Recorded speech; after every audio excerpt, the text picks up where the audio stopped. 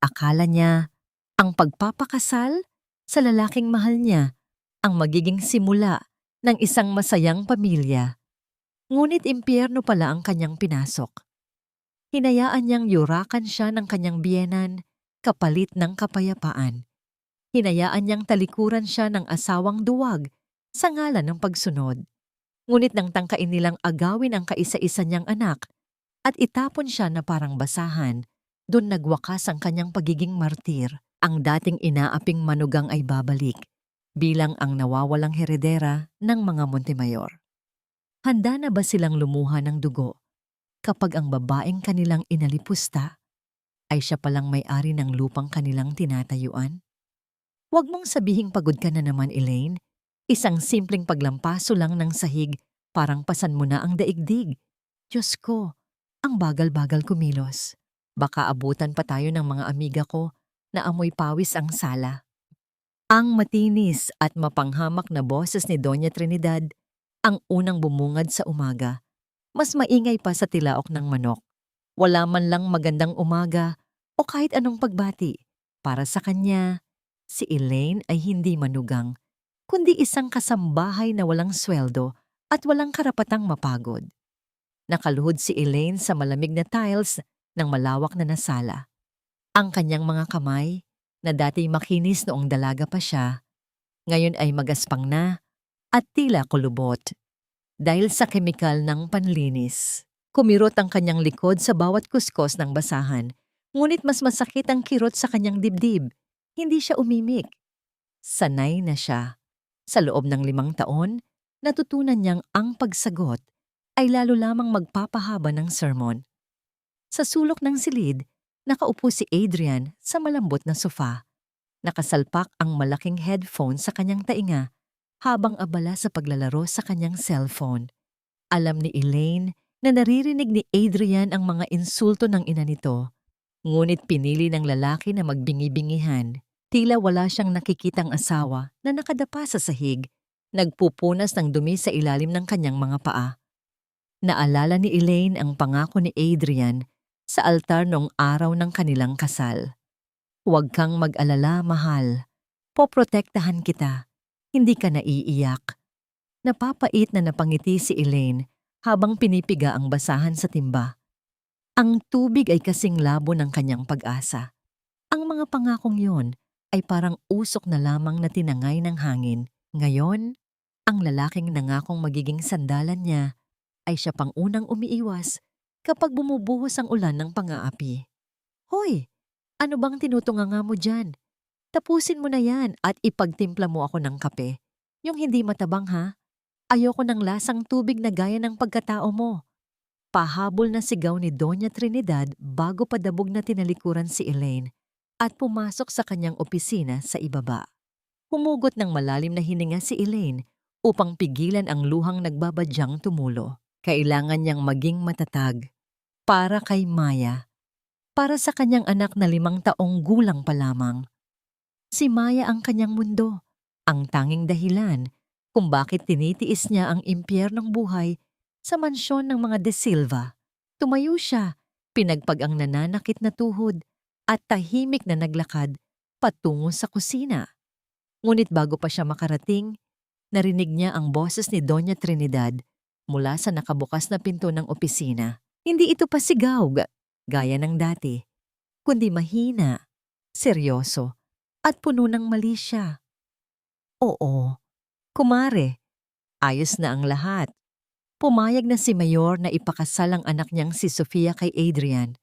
Malaking merger ito para sa kumpanya natin. Mawawala na ang utang ng mga De Silva. Napatigil si Elaine, nanigas ang kanyang buong katawan. Tila may bumara sa kanyang lalamunan na humadlang sa kanyang paghinga. Ipakasal? Si Adrian? Pero kasal sila. Paano mangyayari iyon? Dahan-dahan, sa kabila ng nanginginig na mga tuhod, lumapit siya ng kaunti sa pinto upang marinig ng mas malinaw.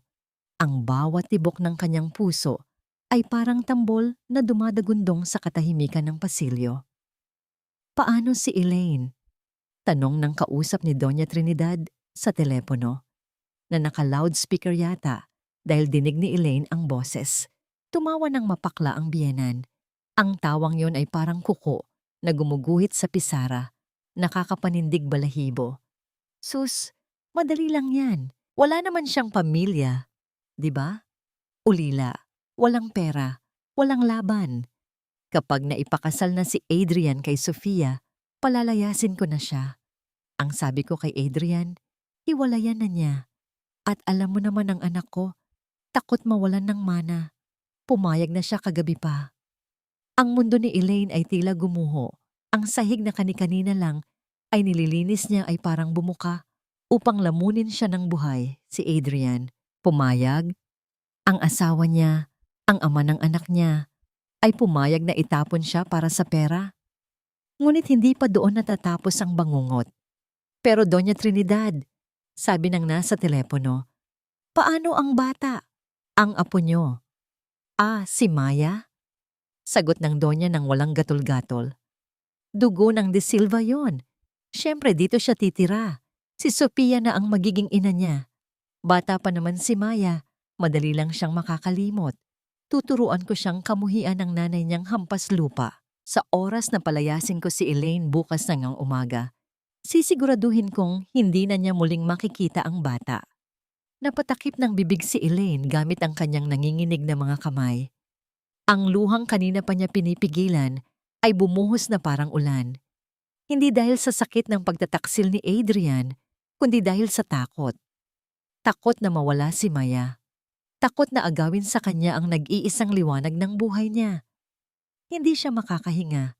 Ang hangin sa loob ng mansyon ay biglang naging nakakasakal. Ang mga mamahaling vase, ang mga painting sa dingding, ang lahat ng karangyaan sa paligid ay nagmistulang mga rehas ng kulungan. Kailangan niyang umalis. Ngayon na. Wala nang oras para mag-impake ng marami. Dali-daling tumakbo si Elaine paakyat ng hagdan. Ang kanyang mga yapak ay halos walang tunog dahil sa takot na mahuli. Pumasok siya sa kwarto ni Maya. Mahimbing na natutulog ang bata, yakap-yakap ang isang lumang manika na tinahipan ni Elaine mula sa mga retaso. Ang mukha ng anak ay payapa. Walang kamalay-malay sa bagyong paparating. Dahan-dahang niyakap ni Elaine ang anak. Amoy baby powder at gatas ang bata. Ang amoy ng kanyang tahanan. Hinalikan niya ang noo nito habang pumapatak ang kanyang luha sa pisngi ng bata. Patawad anak, bulong ni Elaine. Ang boses ay basag at nanginginig. Patawad kung hindi ko na ibigay sa iyo ang pamilyang nararapat. Pero hinding-hindi ako papayag na agawin kanila sa akin. Aalis tayo. Kahit saan, basta magkasama tayo. Mabilis na isinilid ni Elaine sa isang lumang backpack ang ilang damit ni Maya, ang gatas nito, at ang maliit na ipon na itinago niya sa ilalim ng kutsyon. Wala siyang dalang kahit ano para sa sarili niya bukod sa suot niyang kupas na duster at tsinelas. Binuhat niya si Maya ng dahan-dahan. Mabigat na ang bata, pero ang takot at adrenaline ay nagbigay kay Elaine ng lakas na hindi niya inakalang taglay niya. Dahan-dahan niyang binuksan ang pinto ng kwarto.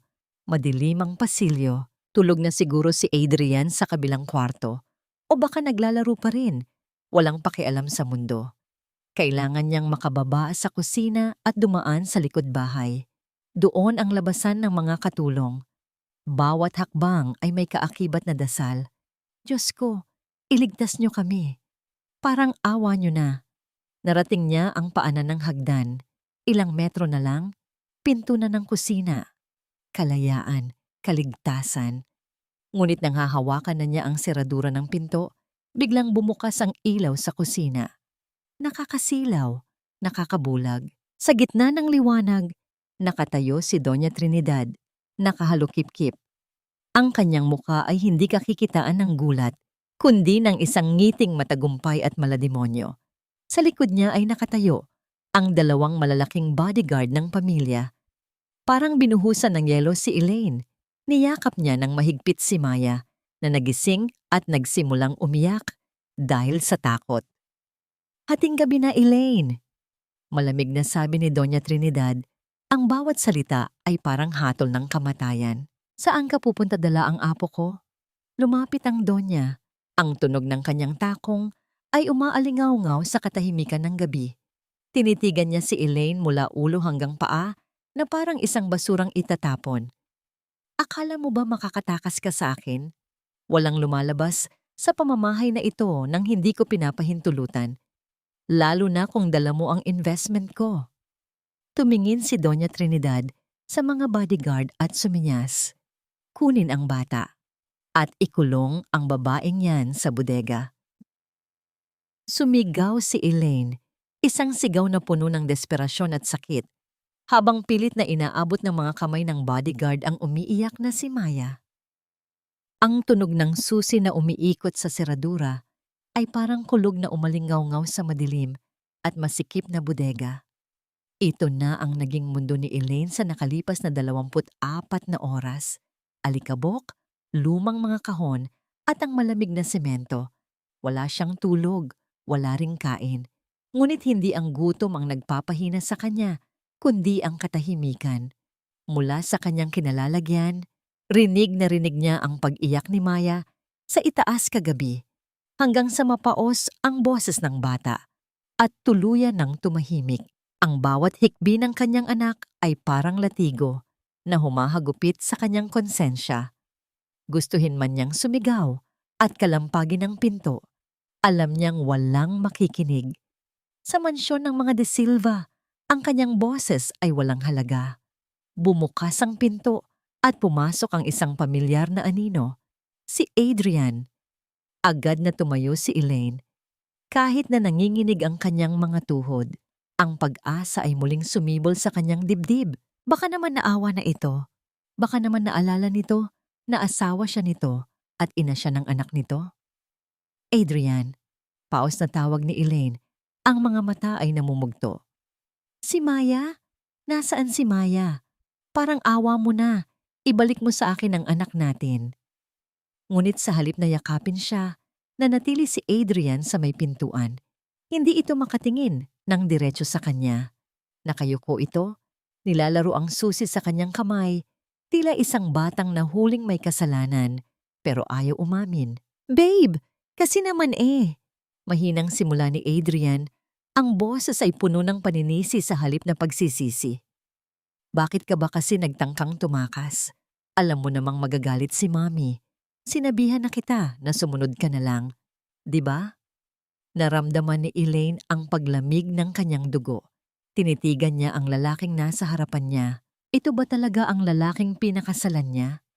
Ang lalaking nangako sa harap ng Diyos na aalagaan siya. Ngayon, nakikita na niya ang totoo.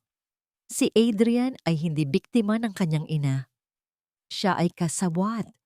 Ang kanyang katahimikan ay ang pinakamalupit na sandata. Sumunod? Mapait na tanong ni Elaine. Sumunod na ipagpalit mo ako sa iba? Sumunod na agawin niyo ang anak ko? Adrian, asawa mo ako. Tao ako, hindi aso na pwede niyong itapon kapag nagsawa na kayo. Huwag kang maingay. Saway ni Adrian, lumingon pa sa likod, baka may makarinig. Para rin naman ito sa future natin. I mean, sa future ni Maya.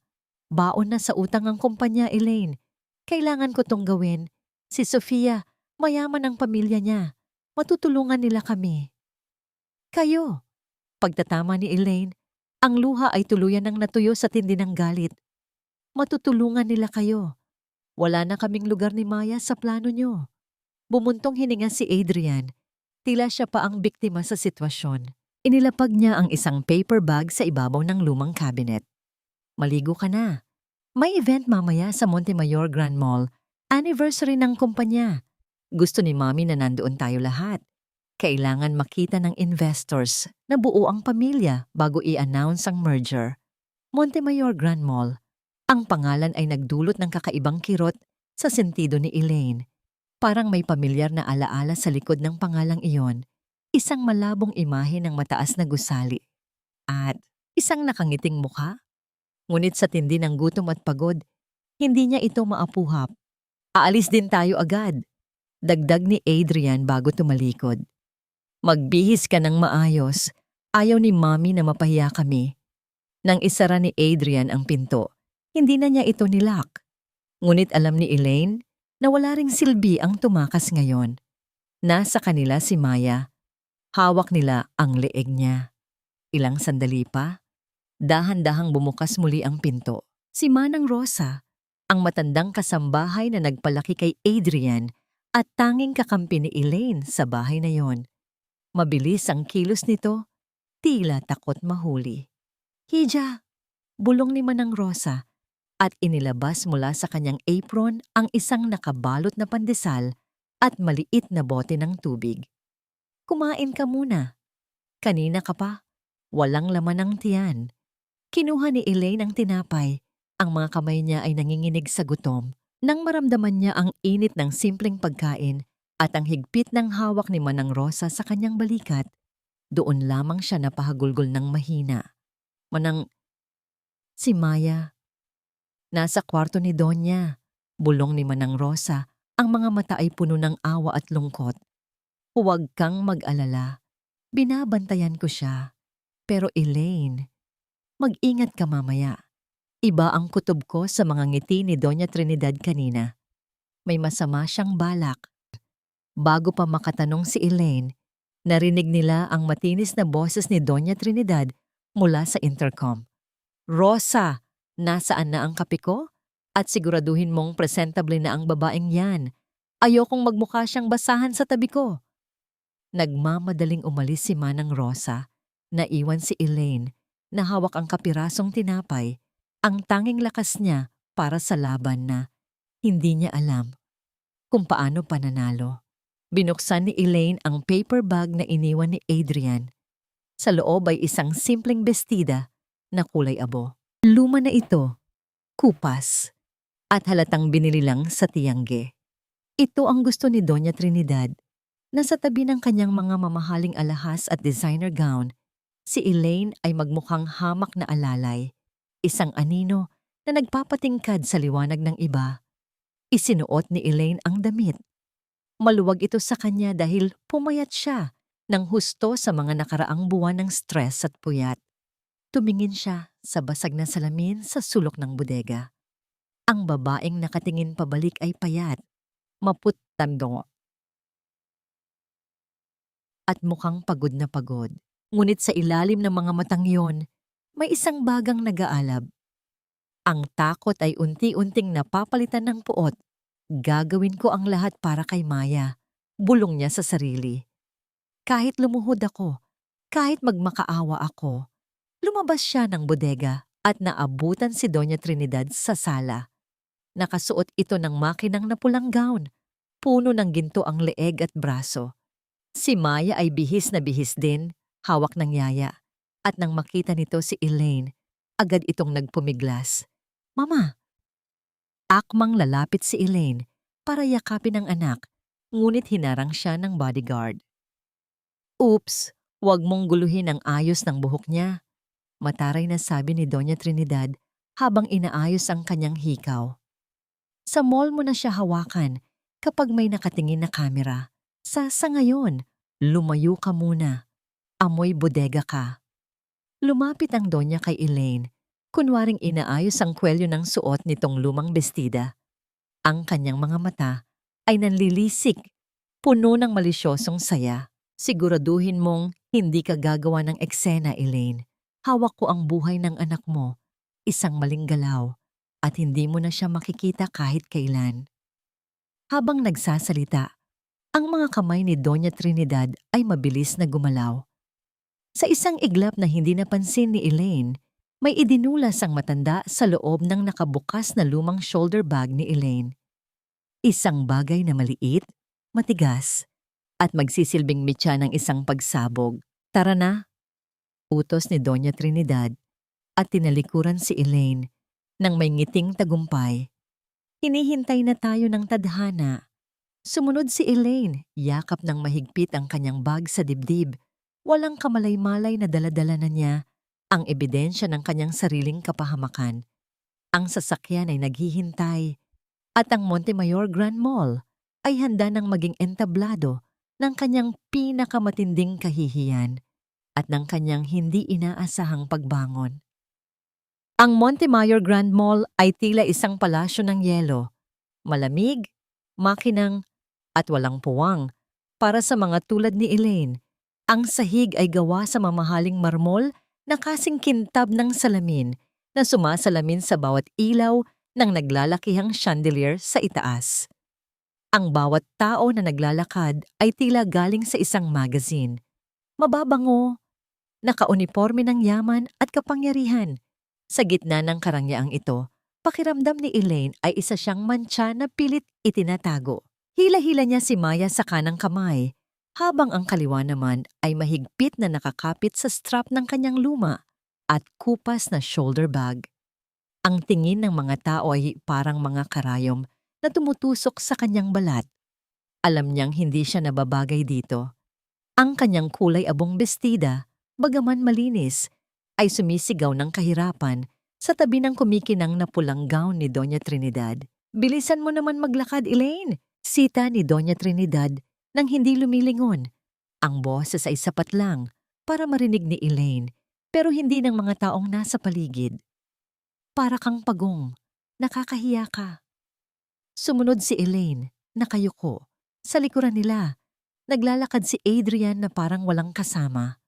Abala ito sa pagte-text ni hindi man lang tinapunan ng tingin ang mag-ina niya. Para kay Adrian, ang pagiging kasama ni Elaine sa publiko ay isang parusa. Narating nila ang atrium, ang sentro ng mall, kung saan gaganapin ang event. Doon, nagkukumpulan ang mga amiga ni Doña Trinidad, mga matatandang babae na puno ng alahas at kolorete, na ang paboritong libangan ay ang paghusga sa buhay ng may buhay. "Trinidad, oh my God, you look stunning!" Bati ng isang babaeng nakaasul, sabay beso-beso sa hangin. "Bagay na bagay sa iyo ang pula." "Salamat, Mare," sagot ni Doña Trinidad na may plastic ng ngiti. "Kailangan nating maging presentable para sa investors, di ba?" Napadako ang tingin ng mga babae kay Elaine na nakatayo sa likuran, hawak si Maya. Ang mga mata nila ay mapanuri. Tinitingnan siya mula ulo hanggang paa na parang isang insekto na naligaw sa handaan. "Sino yang kasama mo, Trinidad?" Tanong ng isa pang matrona. Itinuturo si Elaine gamit ang kanyang abaniko. "Bago mong yaya?" Nanikip ang dibdib ni Elaine. Hinintay niyang itama sila ni Adrian. Hinintay niyang sabihin ng asawa niya na, "Hindi po, asawa ko siya." Ngunit nanatiling tahimik si Adrian, kunwaring may kausap sa telepono at lumayo ng kaunti. Tumawa ng mahinhin si Doña Trinidad at hinawakan ang braso ng kaibigan. "Ah, yan ba? Si Elaine. Malayong kamag-anak namin sa probinsya. Alam mo na, naghihirap kaya kinupkup ko na lang para maging tagapag-alaga ni Maya. Kawawa naman kasi." Ang mga salitang yon ay parang sampal sa mukha ni Elaine. Kamag-anak? Tagapag-alaga? 5 taon siyang nagsilbi bilang asawa at ina. Pero sa isang iglap, binura siya ni Doña Trinidad sa pamilya. Gusto niyang sumagot, gusto niyang ipagtanggol ang sarili, pero naalala niya ang banta sa bodega. Ang kaligtasan ni Maya ang nakasalalay dito. Yumuko na lamang siya at hinigpitan ang hawak sa kamay ng anak. "Mama, bakit po sabi ni Lola yaya ka?" Inosenteng tanong ni Maya ng pabulong. "Huwag kang maingay, anak." Bulong ni Elaine, pinipigil ang luhang nangingilid. "Basta huwag kang bibitaw kay Mama." Biglang nagbago ang ihip ng hangin. Habang nagtatawanan ng grupo, biglang napahawak si Doña Trinidad sa kanyang leeg at pagkatapos ay sa kanyang daliri. Nanlaki ang kanyang mga mata at nagsimula siyang mag-hyperventilate. "Ang sing-sing ko, Diyos ko, ang sing-sing ko!" Tili ni Doña Trinidad na umalingaw-ngaw sa buong atrium. Natigil ang lahat. Ang musika, ang kwentuhan, ang tawanan. Lahat ng mata ay napabaling sa kanila. "Anong nangyari, Mare?" Tanong ng mga kaibigan niya, nagkakagulo. "Ang diamond ring ko, yung galing pang Italy. Suot-suot ko lang kanina. Nawawala. Ninakaw." Sigaw ng Donya, ang muka ay namumula sa galit. Agad na lumapit ang mga security guard ng mall. Ma'am, ano pong nangyari? May nakita po ba kayong kahina-hinala? Tumingin si Doña Trinidad sa paligid. Ang mga mata ay nanlilisik na parang naghahanap ng biktima at dahan-dahan ang kanyang hintuturo ay dumiretso kay Elaine. Siya, siya lang ang dumikit sa akin kanina. Siya ang huling humawak sa bag ko. Napasinghap ang mga tao. Ang mga bulungan ay nagsimulang kumalat na parang apoy. Magnanakaw? Yung yaya? Kaya pala mukhang mahirap. Ang mga cellphone ay nagsimulang maglabasan. Naka-livestream ang bawat segundo ng kahihiyan ni Elaine. Hindi po. Nauutal na sagot ni Elaine. Umaatras habang yakap si Maya. Wala po akong kinukuha, Mami. Doña Trinidad, wag mo akong mami. Sigaw ng matanda at lumapit ito ng mabilis kay Elaine. Alam ko namang matagal mo nang pinagnanasaan ang mga alahas ko. Patay gutom ka. Ibalik mo sa akin yan. Adrian, tawag ni Elaine sa asawa. Ang boses ay puno ng pagmamakaawa. Adrian, tulungan mo ako. Sabihin mo sa kanila na hindi ko magagawa yon. Tumingin si Elaine sa mga mata ng asawa. Ito na ang pagkakataon. Ito na ang oras para maging lalaki si Adrian. Ngunit ang nakita niya ay hindi awa, kundi pandidiri. Lumapit si Adrian, hindi para ipagtanggol siya, kundi para hilahin si Maya palayo sa kanya. Bitiwan mo ang anak ko. Malamig na sabi ni Adrian at pilit na kinuha ang umiiyak na bata mula sa mga bisig ni Elaine. Nakakahiya ka, Elaine. Sabi ko na nga ba, hindi ka dapat isinama dito. Ibalik mo na lang kung anong kinuha mo kay Mami para matapos na gato. Parang pinagsakluban ng langit at lupa si Elaine. Ang sarili niyang asawa, hinusgahan siya ng walang paglilitis. Iniwan siya sa ere upang lapain ng mga lobo. Wala akong kinuha. Sigaw ni Elaine, ang boses ay basag na basag. Sinungaling! Isang malakas na sampal ang dumapo sa pisngi ni Elaine. Napakalas ang tunog nito na tila tumigil ang ikot ng mundo. Ramdam ni Elaine ang init at hapdi sa kanyang mukha. Ngunit mas masakit ang pagkadurog ng kanyang puso. Napahawak siya sa pisngi, nalulula sa hilo. Guard! Utos ni Doña Trinidad. Ang boses ay nanginginig sa galit. Kapinan niyo ang babaeng yan. Kalkalin niyo ang bag niya. Hubaran niyo kung kailangan. Sigurado akong tinatago niya ang singsing ko sa maduduming damit niya. Dalawang malalaking gwardya ang humawak sa magkabilang braso ni Elaine ng marahas. Para siyang isang kriminal na nahuli sa akto. Bitawan niyo ako. Wala akong kasalanan. Pagpupumiglas ni Elaine habang hinahablot ng isa pang gwardya ang kanyang bag. Sa itaas na palapag, sa may railing ng second floor, isang lalaking nakaitim na suit ang tahimik na nanonood. Ang kanyang mukha ay seryoso. Ang mga mata ay matatalim na nakatuon sa kaguluhan sa ibaba. Nakita niya ang takot sa mga mata ng babae. Nakita niya ang pamilyar na hugis ng mukha nito na matagal na niyang hinahanap sa kanyang mga panaginip. Sa ibaba, walang awa na ibinuhos ng gwardya ang laman ng bag ni Elaine sa makintab na sahig. Ang kanyang mga gamit, ang lumang pitaka, ang gatas ni Maya, ang rosaryo, ay kumalat sa harap ng daan-daang tao. At kasabay ng pagbagsak ng mga gamit, isang kislap ang sumilaw sa mga mata ng lahat. Gumulong ang isang makinang na bagay at tumigil sa paanan ni Doña Trinidad. Ang singsing. Natahimik ang lahat. Ang tanging naririnig lamang ay ang mabibigat na paghinga ni Elaine at ang hikbi ni Maya na hawak ni Adrian. Ito na ang katapusan. Ang bitag ay sumara na. Ang tunog ng singsing na tumama sa marmol ay tila hatol ng isang hukom. Ayan, kitang-kita niyo na. Tili ni Doña Trinidad. Ang kanyang tinig ay nanginginig sa galit at gulat. Isang pag-arte na karapat-dapat sa award. Tinuro niya ang singsing na gumulong sa paanan ng gwardya. Nasa bag niya. Ang kapal ng mukha mong magmalinis. Elaine, pinapakain ka namin. Tapos ito ang isusukli mo. Magnanakaw. Ang mga bulungan ng mga tao sa paligid ay lumakas, parang higanteng pukyutan na handang manakit. Ang mga cellphone ay nakatutok, kumukuha ng bawat anggulo ng kahihiyan ni Elaine. Dalhin niyo na yan sa presinto, utos ni Doña Trinidad sa mga gwardya. Ngayon din, baka may iba pa siyang tinatago. Hinawakan ng mga gwardya si Elaine ng mas mahigpit.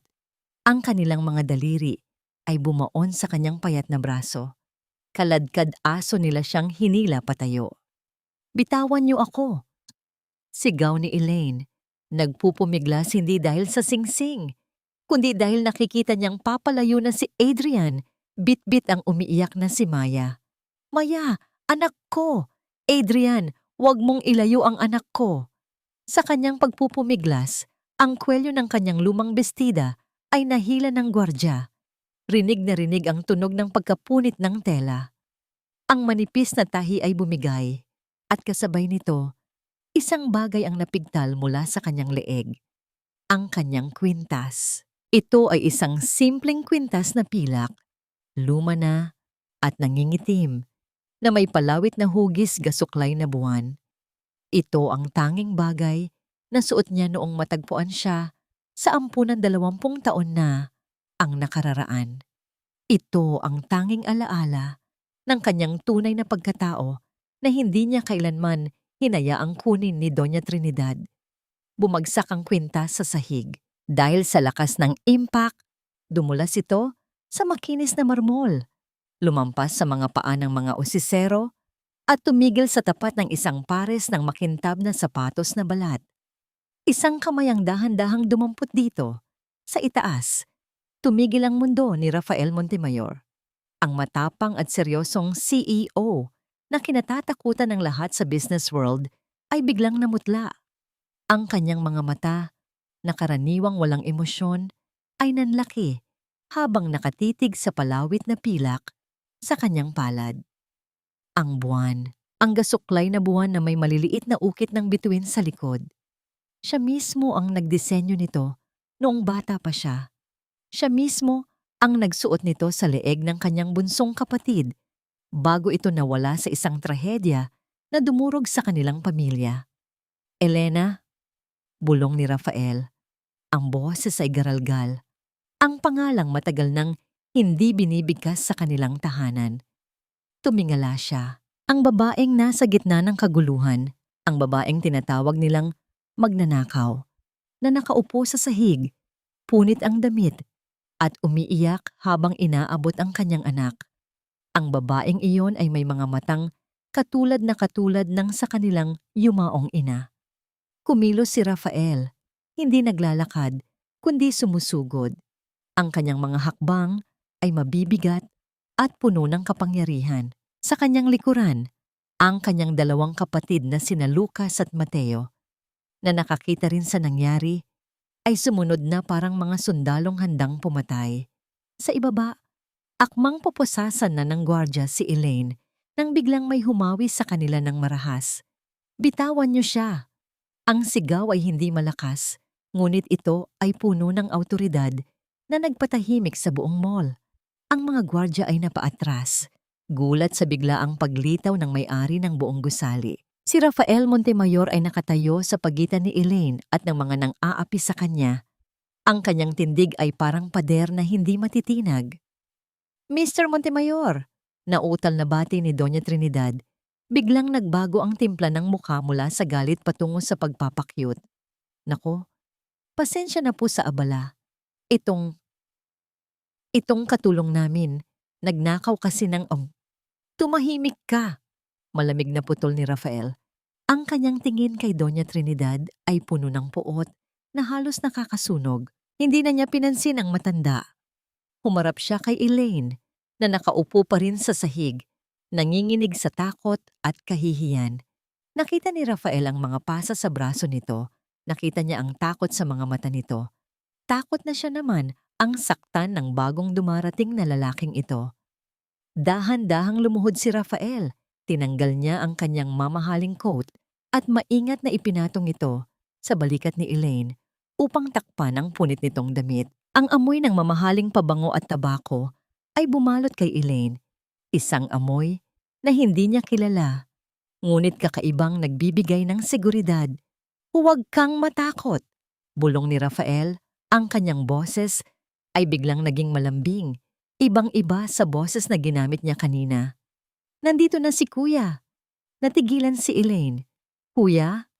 Sa likod ni Rafael dumating sina Lucas at Mateo. Si Mateo, ang bunso sa mga lalaki, ay naluha nang makita ang kalagayan ni Elaine. Si Lucas naman ay hinarap ang mga gwardya at si Doña Trinidad, ang kanyang mga kamao ay nakakuyom. Sa sino kayo? Tanong ni Elaine. Ang kanyang boses ay halos hindi marinig. Inilahad ni Rafael ang kanyang kamay. Hawak ang kwintas na pilak. Ikaw si Elena. Ikaw ang nawawala. Naming kapatid. At hinding-hindi ko nahahayaang may manakit sa'yo ulit.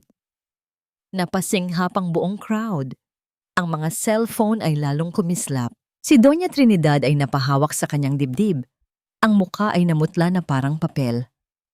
Si Adrian, na nasa malayo pa rin hawak si Maya, ay napahinto at lumingon. Ang kanyang bibig ay nakanganga sa gulat. Ma Montemayor? Bulong ni Doña Trinidad.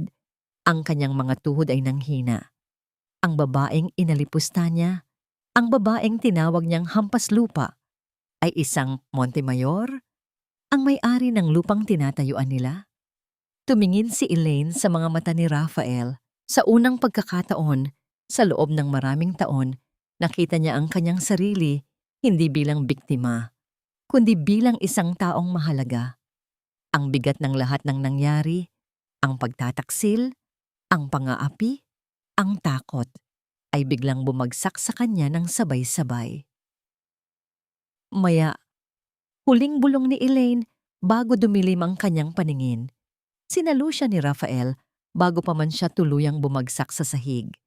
Binuhat niya ang kapatid ng parang isang prinsesa, mahigpit at protektado. Lucas, Mateo, utos ni Rafael, ang kanyang mga mata ay nakatuon kay Adrian at Doña Trinidad. Linisin niyo ang kalat dito at siguraduhin niyong walang makakalabas na De Silva sa mall na ito nang hindi nagbabayad. Habang naglalakad si Rafael, palabas ng crowd bit-bit si Elaine, ang mga tao ay humawi na parang dagat. Ang dating magnanakaw ay naging sentro ng respeto at takot. At sa sulok, si Doña Trinidad ay napaluhod sa sahig, hindi dahil sa sakit, kundi dahil sa realisasyon na kinalaban niya ang maling pamilya. Ang digmaan ay nagsimula na. Ang unang naramdaman ni Elaine ay ang lambot. Hindi ito ang malamig na semento ng bodega at hindi rin ito ang manipis na kutsyon na tinutulugan niya sa mansyon ng mga De Silva. Ito ay malambot, mainit at amoy mamahaling sabon at malinis na lino. Dahan-dahan niyang iminulat ang kanyang mga mata. Inaasahan ang pamilyar na sigaw ni Doña Trinidad na nag-uutos sa kanya na bumangon na. Ngunit walang sigaw, walang kalabog ng mga paa. Tanging ang mahinang huni ng aircon at ang tunog ng machine na nakakabit sa kanyang braso ang naririnig. Puti.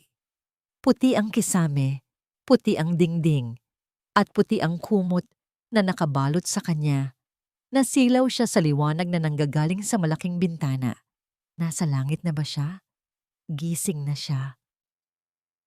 Isang boses ng lalaki ang bumasag sa katahimikan. Malalim, seryoso, ngunit may bahid ng pag-iingat.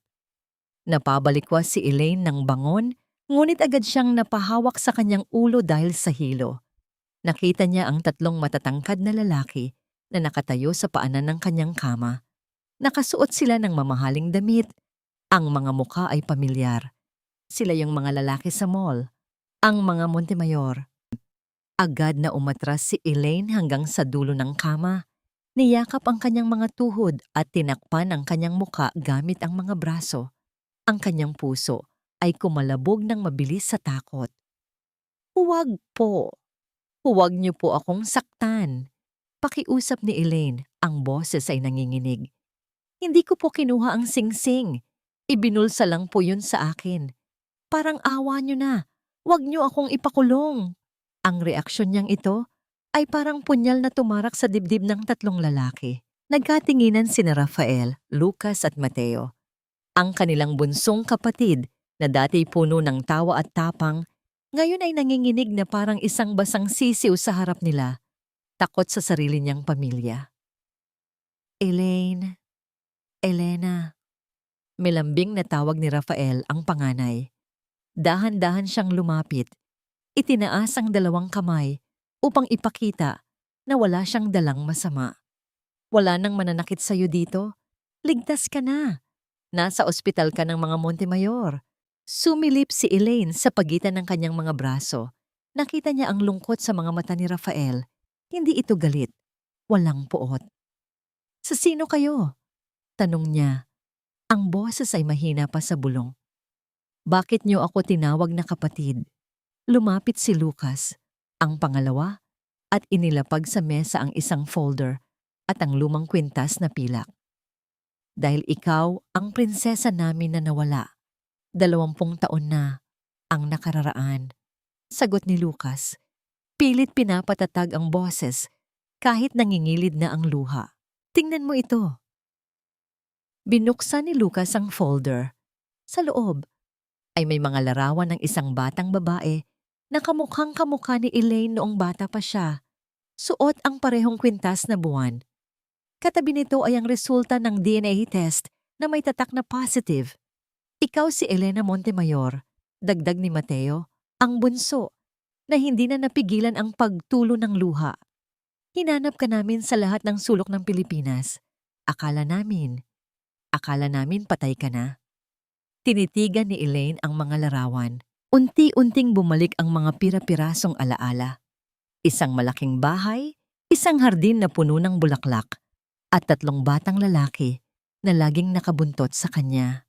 Kuya Raf, Kuya Luke, Kuya Matt, sumakit ang ulo niya. Sobrang daming impormasyon, sobrang bilis ng mga pangyayari. Montemayor siya, mayaman siya. Kung ganoon, bakit siya nagdusa ng ganito katagal? Bakit hinayaan ng Diyos na apihin siya ng mga De Silva kung may pamilya pala siyang naghihintay? Biglang nanlaki ang mga mata ni Elaine, De Silva, Adrian, Doña Trinidad, at si Maya. Si Maya! Sigaw ni Elaine, ang takot ay napalitan ng panik.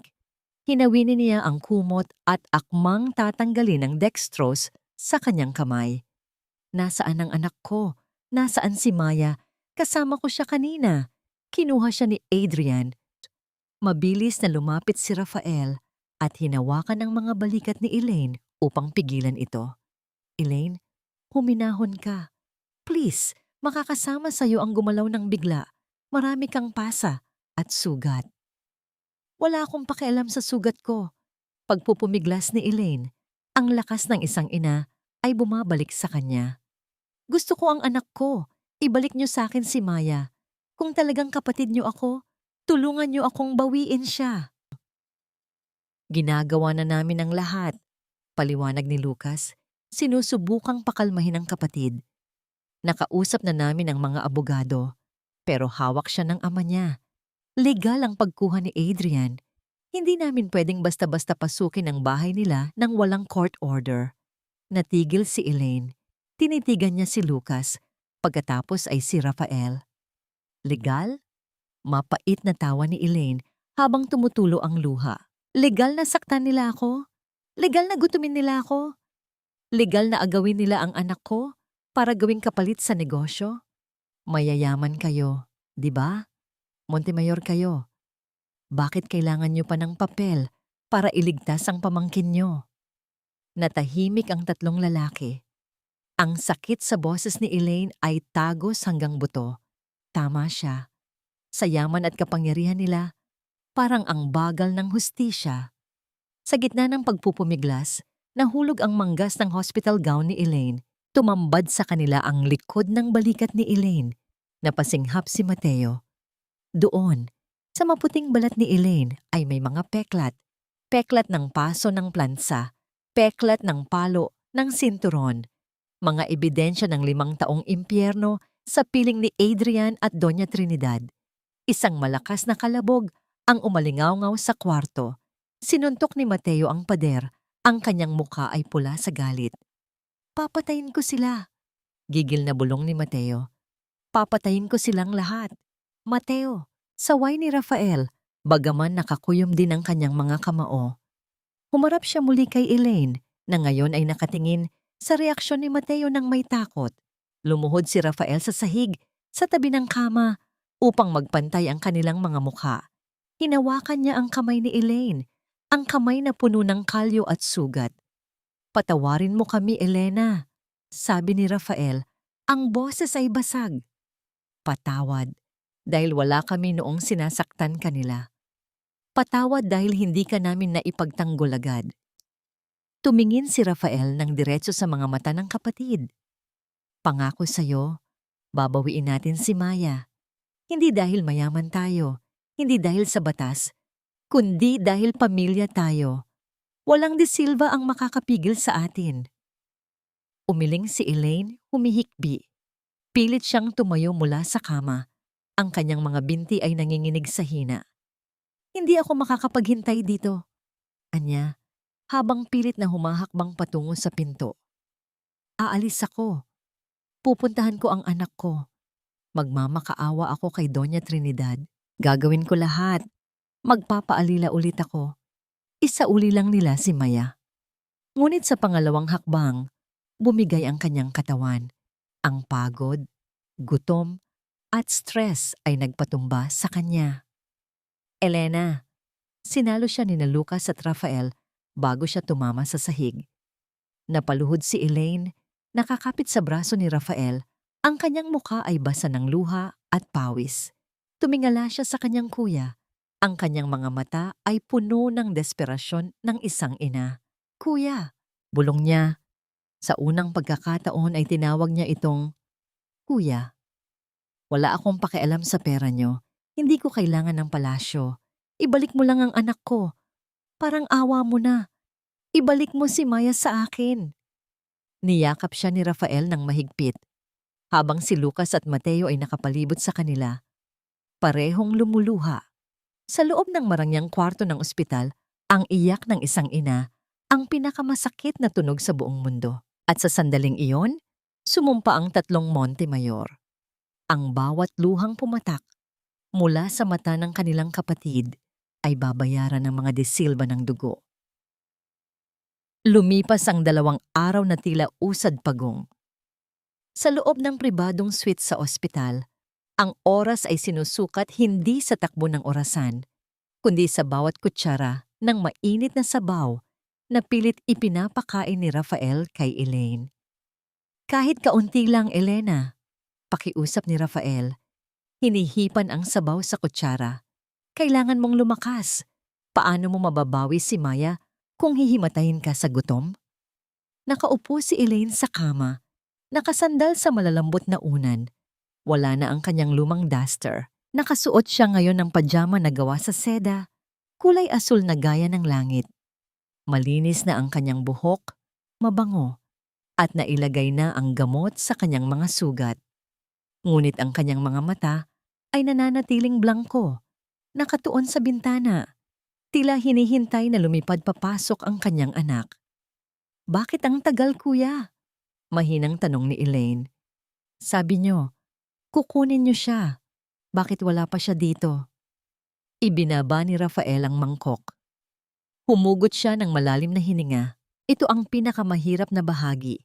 Ang magpaliwanag sa isang ina na ang hustisya ay hindi nakukuha sa isang iglap. Dahil gusto nating manalo ng permanente. Sagot ni Rafael, hinawakan ang kamay ng kapatid. Kung susugod tayo ngayon at kukunin si Maya ng sapilitan, pwede tayong baligtarin ni Adrian. Pwede kanilang kasuhan ng kidnapping. Pwede nilang sabihin na mentally unstable ka dahil sa trauma. At kapag nangyari yon, baka hindi mo na makita si Maya kahit kailan. Nanlaki ang mga mata ni Elaine sa takot. Kaya nagpapalakas tayo. Pagpapatuloy ni Rafael, ang boses ay puno ng determinasyon. Habang nagpapahinga ka, kumikilos ang mga abogado natin. Hayaan mong maramdaman ng mga De Silva ang lamig ng pader na tinayo nila sa paligid mo. Sa oras na bumangga tayo, sisiguraduhin kong wala silang matatakbuhan. Samantala, Sa mansyon ng mga De Silva, ang pader ay nagsisimula nang magkaroon ng lamat. Ang bahay, na dati laging malinis at maaliwalas dahil sa sipag ni Elaine, ngayon ay puno ng tensyon at kalat. "Manang Rosa!" Sigaw ni Adrian mula sa kwarto. Ang boses ay iritable. "Nasaan ang asul kong polo? Bakit gusot-gusot pa rin to? May meeting ako sa bangko." Walang sumagot. Si Manang Rosa ay abala sa kusina. Pilit na pinagkakasya ang oras sa pagluluto at paglilinis dahil wala na si Elaine na gumagawa ng lahat. Padabog na lumabas si Adrian. Suot ang isang t-shirt na medyo lukot. Dumiretso siya sa sala kung saan nakaupo si Doña Trinidad. Ang Doña, na karaniwang puno ng yabang, ngayon ay hindi mapakali. Panay ang tingin niya sa telepono, naghihintay ng tawag mula sa mga amiga na biglang nanahimik matapos ang iskandalo sa mall. "Mami," reklamo ni Adrian, "ang gulo ng bahay. Ang papangit ng luto ni Manang. Kailan ba babalik si Elaine? Kahit na magnanakaw siya, siya lang ang marunong magplansa ng maayos dito." Napatigil si Doña Trinidad sa pag-scroll sa Facebook. Tinitigan niya ang anak ng may halong inis at takot. "Tumigil ka nga, kakahanap sa babaeng yan," bulyaw ng Donya. "Hindi na siya babalik. At huwag kang maniwala sa mga sabi-sabi na Montemayor siya. Fake news yan. Paano magiging heredera ang isang hampas lupa na 5 taon nating inalila? Siguro binayaran lang niya yung lalaki sa mall para magpanggap." Pilit na pinapaniwala ni Doña Trinidad ang sarili niya sa sarili niyang kasinungalingan. Dahil kung totoo man ang hinala ng lahat, kung totoo na kinalaban niya ang mga Montemayor, tapos na siya. "Pero mami," giit ni Adrian, "nakita ko yung mga sasakyan nila. Nakita ko yung tingin ng lalaki. Nakakatakot." "Duwag ka talaga," irap ni Doña Trinidad. "Basta, ang mahalaga, nasa atin si Maya. Si Maya ang alas natin. Hanggat hawak natin ang bata, hindi tayo gagalawin ng Elaine na yan. Tatawag siya mamaya. Makikita mo. Magmamakaawa yun na bumalik dito para maging yaya ulit." Sa opisina ng Montemayor Corporation, iba ang takbo ng usapan. Nakaupo si Lucas sa harap ng isang tumpok ng mga dokumento. Kausap ang kanilang top lawyer, si Attorney Valdez. "Sigurado ka ba dito, attorney?" tanong ni Lucas. Ang kanyang mga mata ay naniningkit sa galit habang binabasa ang financial report ng De Silva Enterprises. "Opo, Sir Lucas," sagot ng abogado, inaayos ang kanyang salamin. "Confirmed, ang kumpanya ng mga De Silva ay baon sa utang. At para pagtakpan ito, pinipiki nila ang kanilang tax returns at financial statements. Malala pa, ginamit nila ang pangalan ni Elaine, ni Ma'am Elena, bilang isa sa mga dummy incorporators nang hindi niya alam." Napahampas si Lucas sa mesa. "Ginamit nila ang kapatid ko para sa panloloko nila. Talagang sinusagad nila ang pasensya ko." Tumayo si Lucas at tumingin sa bintana. Tanaw ang skyline ng Maynila. "Ihanda ang mga papel, attorney. Huwag lang child custody ang isampa nyo. Isama nyo na ang estafa, tax evasion at physical abuse. Gusto kong lunurin sila sa demanda hanggang sa wala na silang maibayad kahit pambili ng tinapay." Bumalik ang eksena sa mansyon ng mga De Silva. Hapon na at palubog na ang araw. Ang anino sa loob ng bahay ay humahaba, tila mga daliri ng multo. Nasa sala pa rin si Doña Trinidad. Hinihilot ang kanyang sentido. Masakit ang ulo niya. Walang tumatawag. Walang nagla-like ng posts niya. Ang katahimikan ay nakakabingi. Biglang tumunog ang doorbell. Ding-dong! Napatalon si Doña Trinidad at si Adrian. "Baka si Elaine na yan," sabi ni Adrian. May halong pag-asa sa boses. "Sabi ko na hindi niya tayo matitiis." Mabilis na tumakbo si Adrian sa pinto. Iniisip na makikita niya ang asawang nakayuko, humihingi ng tawad at handa ng magluto ng hapunan. Binuksan niya ang pinto ng malaki, ngunit walang Elaine, walang babaeng nakaduster. Sa halip, Isang lalaking nakauniforme ng courier ang nakatayo doon, hawak ang isang makapal na brown envelope na may selyo ng pinakamalaking law firm sa bansa. Delivery po para kay Mr. Adrian De Silva at Mrs. Trinidad De Silva. Sabi ng courier, inaabot ang clipboard. Pakipirmahan po. Legal notice. Nanginginig ang kamay na kinuha ni Adrian ang envelope. Mabigat ito. Parang may lamang bato. Lumapit si Doña Trinidad. Ang kanyang mukha ay namutla nang makita ang logo sa envelope. Valdez at Associates Law Office representing the Montemayor family. Dahan-dahang binuksan ni Adrian ang envelope. Bumungad sa kanila ang unang pahina. Nakasulat sa malalaking itim na letra, Petition for Habeas Corpus at Temporary Restraining Order.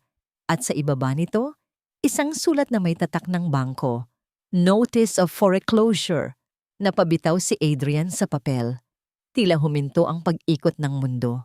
Tumingin siya sa kanyang ina, na ngayon ay nakatulala. Ang labi ay nanginginig sa takot na hindi na kayang itago ng kahit anong makeup.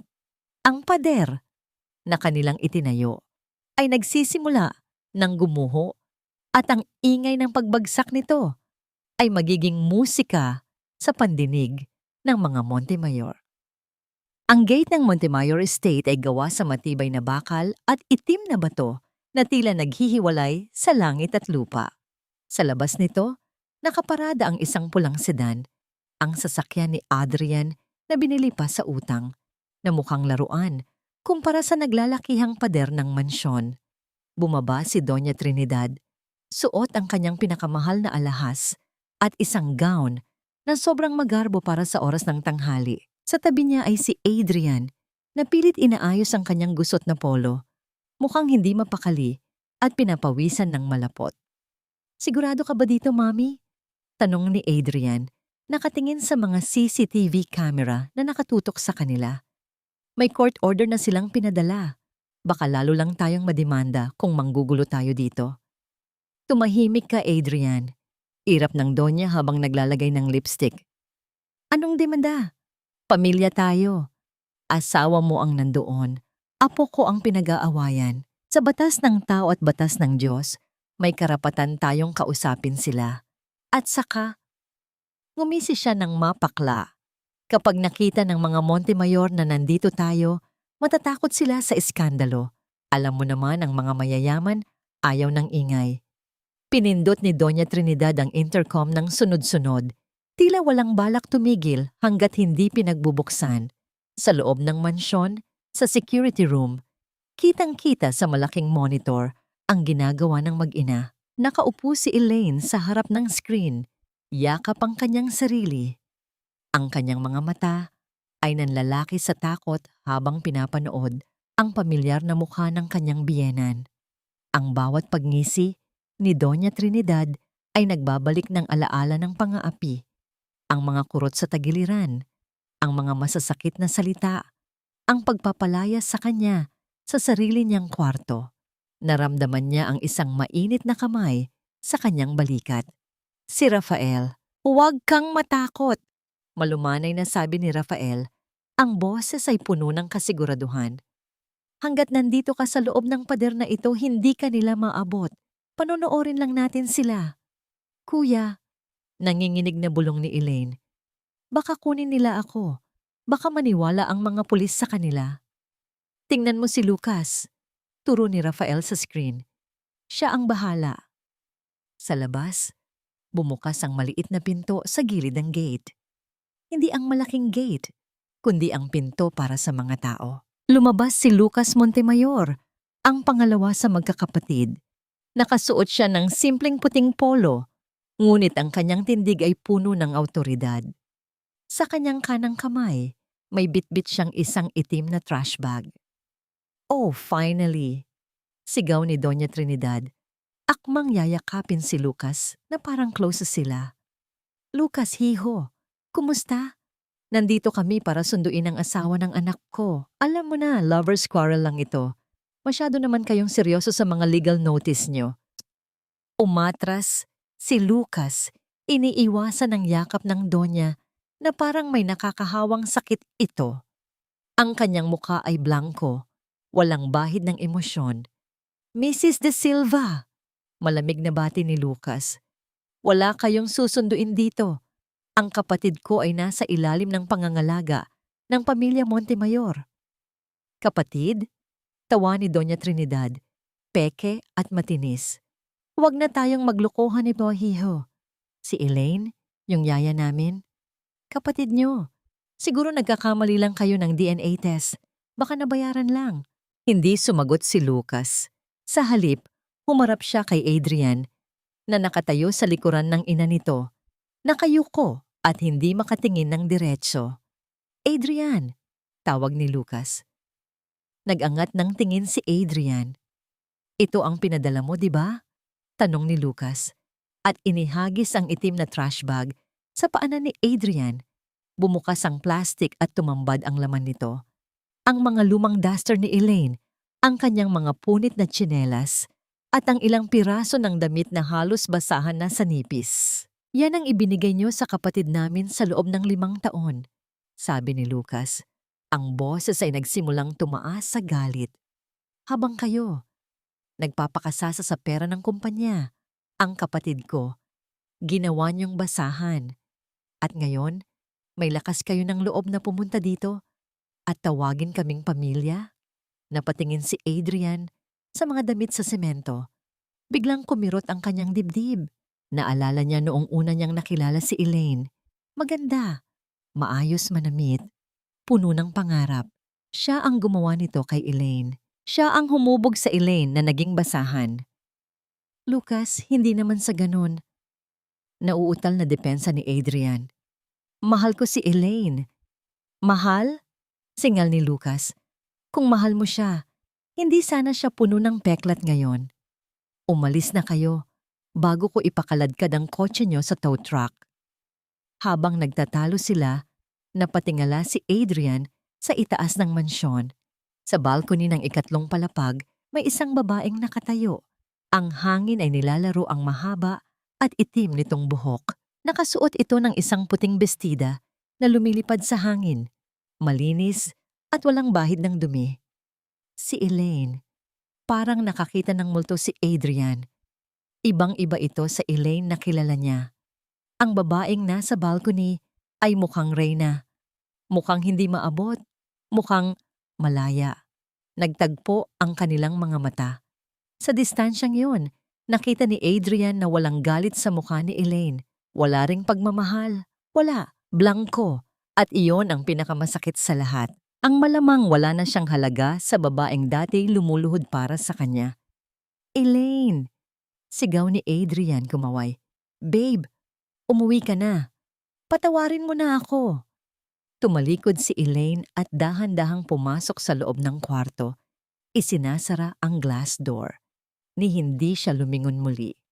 Sa ibaba, namula si Doña Trinidad sa galit nang makita ang pagwawalang bahala ni Elaine. Ang kapal ng mukha. Sigaw ng Donya na wala na ang poise. Hoy, Lucas, sabihin mo sa kapatid mo, hindi pa kami tapos. Sisirain ko kayo. Ipapatawag ko ang media. Sasabihin ko sa lahat na kinidnap niyo ang asawa ng anak ko.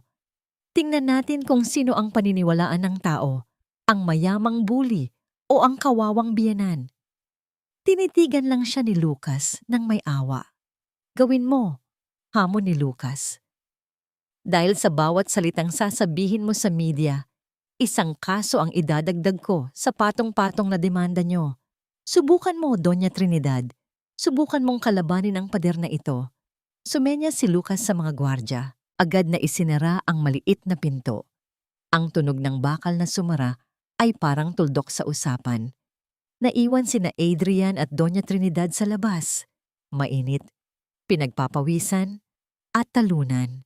Sa loob ng mansyon bumalik si Elaine sa kanyang kwarto. Nanginginig pa rin ang kanyang mga kamay, pero nakahinga na siya ng maluwag. Naitaboy nila ang mga ito. Naupo siya sa kama. Pilit na pinapakalma ang sarili. Ligtas ako! Ligtas ako! Biglang tumunog ang telepono sa bedside table. Hindi ito ang intercom ng bahay, kundi ang lumang cellphone na narecover ng mga tauhan ni Rafael Mula sa bag niya sa mall, isang unknown number ang tumatawag. Kinabahan si Elaine. Sino ang tatawag sa kanya? Wala namang nakakaalam ng number na ito maliban kay Adrian at sinagot niya ang tawag. Hello? Mama.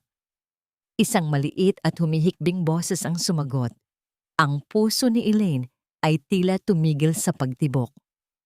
Maya? Anak? Diyos ko, Maya, nasaan ka? Mama, natatakot po ako. Iniyak ni Maya sa kabilang linya, halos hindi makahinga sa higpit ng pag-iyak. Nasa kwarto po ako ni Lola. Nilak nila ako. Gutom na po ako, Mama. Wala po si Manang Rosa. Pinalabas ni Lola. Papunta na si Mama, anak. Huwag kang matakot, sagot ni Elaine. Ang luha ay mabilis na umaagos. Anong ginagawa nila sa'yo? Sabi ni Lola, ba't daw po ikaw? Sumbong ng bata. Tapos kanina po, nung umiyak ako, pinalo niya ako ng hanger. Masakit po, Mama. May dugo po sa binti ko. Ano? Sigaw ni Elaine. Ang kanyang dugo ay kumulo sa tindi ng galit. Biglang may narinig siyang kalabog sa kabilang linya. Bumukas ang pinto. Hoy! Bata ka! Sinong kausap mo?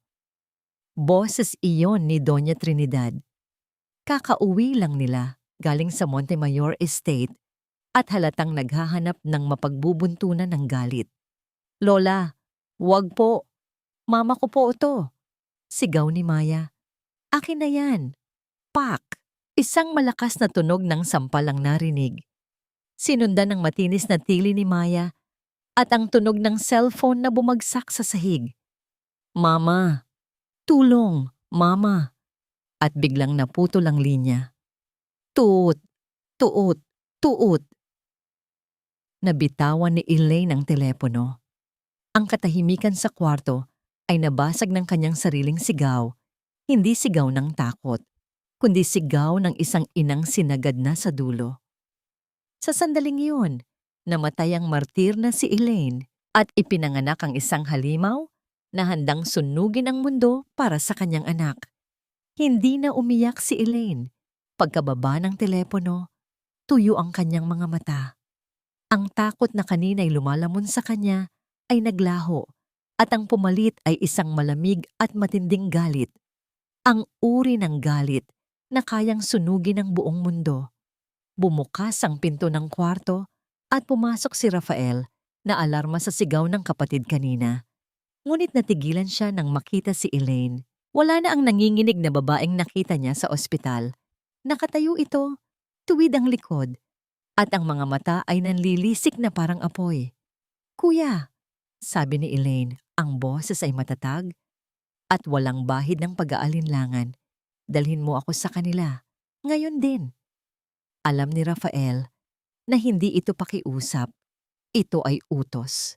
Tumango siya at agad na tinawagan si Lucas at ang kanilang head of security. Ihanda ang sasakyan. Utos ni Rafael sa telepono habang inaabot ang coat kay Elaine at tawagan si Attorney Valds. Isama niyo ang mga pulis at DSWD. Giyera na to. Ang convoy ng 5 itim na SUV ay humarurot palabas ng Montemayor Estate, binabagtas ang kalsada patungo sa mansyon ng mga De Silva na parang mga sundalong susugod sa laban. Sa loob ng bahay ng mga De Silva, nagkakagulo. Si Doña Trinidad ay nasa sala, hinihilot ang kanyang sentido habang umiinom ng alak. Rinig na rinig pa rin ang yak ni Maya mula sa itaas. Kahit nakasarado ang pinto, patahanin mo nga yang bata, Adrian, bulyaw ng Donya. Nakakarindi, baka marinig ng kapitbahay. Sinubukan ko na, Mami, sagot ni Adrian na nakaupo sa hagdan. Mukhang stress na stress. Ayaw niyang tumigil kakatawag sa nanay niya. At saka, dumugo yung binti niya sa palo mo kanina. Baka magka-impeksyon. Kasalanan niya yan. Matigas ang ulo. Depensa ng Donya. Dugo lang yan. Huhugas lang yan. Biglang yumanig ang gate ng mansyon. Isang malakas na kalabog ang umalingaw-ngaw. Sinundan ng tunog ng mga sirena. Pula at asul na ilaw ang tumagos sa mga bintana na nagbigay ng nakakatakot na anyo sa loob ng sala. Anong nangyayari? Natatarantang tanong ni Doña Trinidad. Sumilip siya sa bintana at nanlaki ang mga mata. Ang gate ay puwersahang binuksan ng mga tauhan ng Montemayor. Pumasok ang mga sasakyan at huminto sa tapat mismo ng pinto. Bago pa makakilos si Adrian, bumukas ng padabog ang main door. Hindi ito kumatok. Sinira ang seradura. Pumasok si Lucas at Mateo, kasunod ang mga pulis, at sa gitna nila, naglalakad si Elaine. Suot pa rin niya ang puting bestida, ngunit ang kanyang aura ay nagbago. Para siyang isang bagyo na pumasok sa loob ng bahay. Ang bawat hakbang niya ay puno ng kapangyarihan. Anong karapatan niyong pasukin ang pamamahay ko? Tili ni Doña Trinidad. Tumayo mula sa sofa at dinuro si Elaine. Trespassing to! Ipapahuli ko kayo! Hindi siya pinansin ni Elaine. Dire-diretso itong naglakad patungo sa hagdan. Hinarangan siya ni Doña Trinidad. Ang matanda ay puno ng galit. Ang mukha ay namumula. Huwag kang umakyat. Wala kang karapatan sa apo ko. Lumayas ka. Magnanakaw. Akmang sasampalin ni Doña Trinidad si Elaine. Isang bagay na ginawa niya ng daan-daang beses sa nakalipas na 5 taon. Sanay siyang yumuyuko si Elaine. Sanay siyang tinatanggap nito ang bawat sakit. Ngunit hindi ngayon. Sinalag ni Elaine ang kamay ng biyenan sa ere. Mahigpit. Madiin. Nagulat si Doña Trinidad. Tumingin siya sa mata ni Elaine at nakita ang isang halimaw na gising na. Bitawan mo ako, sigaw ng Donya. Hindi na ako ang katulong niyo. Malamig na bulong ni Elaine at hindi na ako ang manugang na pwede mong saktan. At sa isang mabilis na galaw, binitawan ni Elaine ang kamay ng matanda at iginawad ang kanyang sariling hustisya. Isang malutong at napakalakas na sampal ang dumapo sa pisngi ni Doña Trinidad. Ang tunog ay umalingaw-ngaw sa buong sala. Mas malakas pa sa sirena ng pulis. Napalingon ang mukha ng Donya, tumalsik ang kanyang hikaw, at napaupo siya sa sofa sa lakas ng impact. Natahimik ang lahat. Pati si Adrian ay napanganga. Si Lucas at Mateo ay napangiti ng lihim sa likuran. Para yan sa bawat araw na inalipusta mo, akondikop mo. Sabi ni Elaine, nakatingin sa baba sa biyena na hawak ang namumulang pisngi.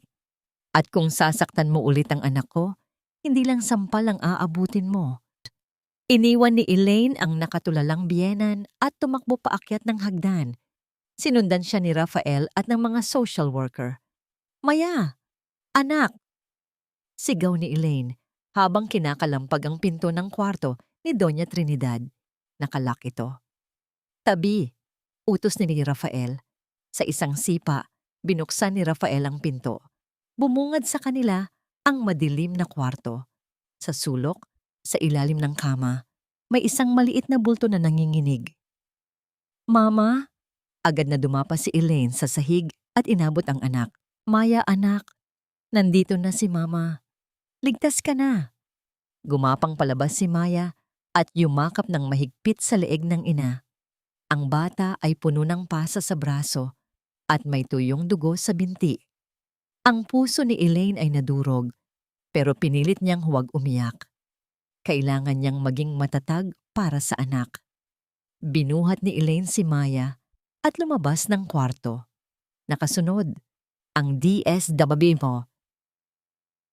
Adorudi na kumukuha ng litrato ng mga sugat ng bata bilang ebidensya. Pagbaba nila sa sala, nakatayo si Adrian sa paanan ng hagdan. Nakita niya ang sugat ng anak. At sa unang pagkakataon, nakita ni Elaine ang hiya sa mukha nito. Elaine! Tawag ni Adrian. Akmang hahawakan si Maya. Umatras si Elaine. Inilayo ang bata. Ang tingin niya kay Adrian ay walang bahid ng pagmamahal. Tanging pandidiri na lamang. Huwag na huwag mo kaming lalapitan, banta ni Elaine. Wala kang kwentang ama. Habang naglalakad sila palabas, may humahabol sa kanila mula sa kusina. Si Manang Rosa. May dala itong maliit na paper bag. Inabot niya ito kay Elaine ng palihim habang nagkakagulo ang mga pulis at si Doña Trinidad na nagwawala. Hija, bulong ni Manang Rosa, nangingilid ang luha. Kunin mo ito. Matagal ko nang tinatago ito. Ito ang ledger ni Doña. Nakasulat dito lahat ng perang ninakaw niya mula sa mana na iniwan ng magulang mo para sa'yo noon. Gamitin mo ito para pabagsakin siya. Nanlaki ang mata ni Elaine. Ang inaakala niyang nawalang pera ay ninakaw pala ng Doña. Tinanggap niya ang paper bag at hinawakan ng kamay ng matanda. Salamat, Manang. Babalikan kita. Pangako. Sumakay si Elaine sa sasakyan. Katabi si Maya na ngayon ay mahimbing nang natutulog sa kanyang bisig, ligtas at payapa.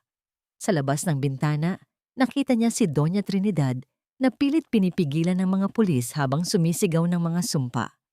Nakita niya si Adrian na nakayuko sa gilid, talunan. Lumingon si Elaine sa kanyang Kuya Rafael na nasa front seat. Kuya, tawag niya. Ano yon, bunso? Hinawakan ni Elaine nang mahigpit ang itim na kwaderno na bigay ni Manang Rosa. Ubusin natin sila, sabi ni Elaine, hanggang sa huling sentimo. Tumango si Rafael at ngumiti. Isang ngiti na nangangahulugan ng katapusan para sa mga De Silva. Ang sasakyan ay umalis, iniwan ang mansyon na puno ng gulo at kadiliman.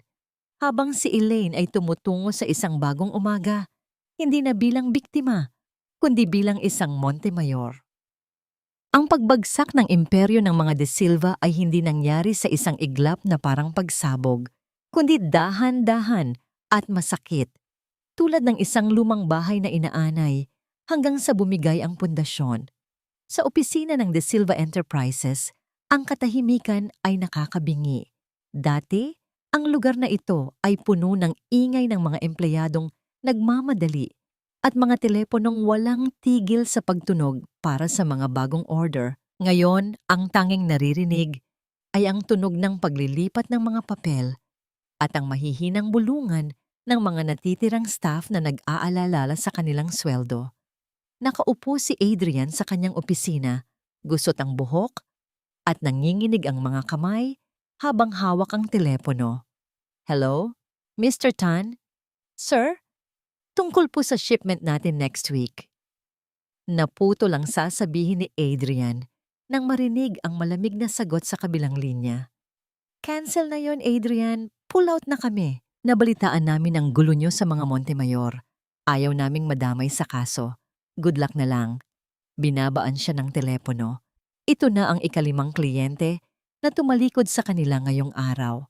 Ang pangalang Montemayor ay parang lason sa business world. Walang gustong dumikit sa mga De Silva. Ang mga bangko na dati nagpapautang sa kanila nang nakapikit, ngayon ay nagpapadala na ng mga notice of foreclosure halos araw-araw. Napahilamos si Adrian sa kanyang mukha. Wala na. Tapos na ang lahat. Ang kumpanyang ipinamana ng ama niya, napilit niyang isinalba sa pamamagitan ng pagsasakripisyo kay Elaine, ay naglalaho na parang bula. Biglang bumukas ang pinto at pumasok si Sofia, ang babaeng ipinalit niya kay Elaine. Ang tiket sana nila sa pagahon. Nakasuot ito ng mamahaling damit, ngunit ang mukha ay hindi maipinta. Sofia, babe! Tumayo si Adrian, nabuhayan ng loob. Buti dumating ka. Kailangan ko ng tulong. Yung cheque na pinangako ng daddy mo. Wala na yon, Adrian. Putol ni Sofia. Hindi man lang siya tiningnan sa mata. Inilapag nito ang isang maliit na kahon sa mesa. Break na tayo. Natigilan si Adrian. Ha? Bakit? Dahil ba sa gulo? Dahil baon ka na sa utang. Diretsahang sagot ni Sofia, puno ng pandidiri. My parents won't allow me to marry a bankrupt man. At saka, nakakahiya ka. Viral sa social media yung video ng nanay mo na sinasampal ng asawa mo. Sorry, Adrian, pero ayokong maging laughing stock ng society. Tumalikod si Sofia at lumabas ng pinto. Dala ang huling pag-asa ni Adrian. Naiwan siyang nakatayo sa gitna ng kanyang gumuguho na kaharian. Napagtatanto na ang babaeng pinili niya ay minahal lang siya dahil sa kanyang pera. Pera na ngayon ay wala na. Samantala, sa isang kilalang pawn shop sa downtown, ibang klase naman ng kahihiyan ang dinaranas ni Doña Trinidad. Suot ang kanyang oversized sunglasses at scarf para hindi makilala. Inilatag ng Doña ang kanyang mga antique na alahas sa counter. Ito ang huling barahan niya. Ibebenta niya ang mga ito para makabayad sa kuryente at tubig na malapit nang maputol. "Magkano ang appraisal mo dyan?" tanong ni Doña Trinidad sa alahero, pilit na pinapatigas ang boses. "Family heirloom yan. Galing pang Spain ang lola ko. Siguro naman aabot yan ng 5 milyon. Sinuri ng alahero ang kwintas gamit ang kanyang lupe. Tahimik ang paligid. Tanging ang tunog ng aircon ang naririnig. Matapos ang ilang minuto, ibinaba ng alahero ang gamit at tumingin kay Doña Trinidad nang may halong awa at pagkadismaya. "Mrs. Sis," sabi ng alahero, "pasensya na po, pero hindi namin matatanggap ito." "Anong hindi?" bulyaw ni Doña Trinidad. "Montemayor ba ang may-ari nito? Takot ba kayo sa kanila?" "Hindi po," mahinahong sagot ng lalaki. "Hindi namin matatanggap kasi peke po ang mga ito. Costume jewelry lang po. Salamin at tanso. Wala pong tunay na ginto o diamante dito." Parang binuhusan ng malamig na tubig si Doña Trinidad. Peke? Ang mga alahas na ipinagmamalaki niya sa mga amiga niya? Ang mga alahas na naging dahilan kung bakit niya inalipusta si Elaine dahil sa pagiging poor? Imposible. Sigaw niya. Nanginginig ang mga labi. "Binili ko to sa abroad. Mahal ito." "Nascam po kayo, Mrs.?" Simpleng sagot ng alahero. "O baka naman po matagal na itong pinalitan ng kung sino man ang may access sa kahadeyero niyo." Biglang naalala ni Doña Trinidad si Adrian, ang anak niya na mahilig magsugal, ang anak niya na laging humihingi ng pera. Posible kaya? Ninakawan siya ng sarili niyang anak at pinalitan ng peke ang mga alahas? Kinuha niya ang mga basura sa counter at lumabas ng pawn shop. Ang kanyang mga tuhod ay nanginginig.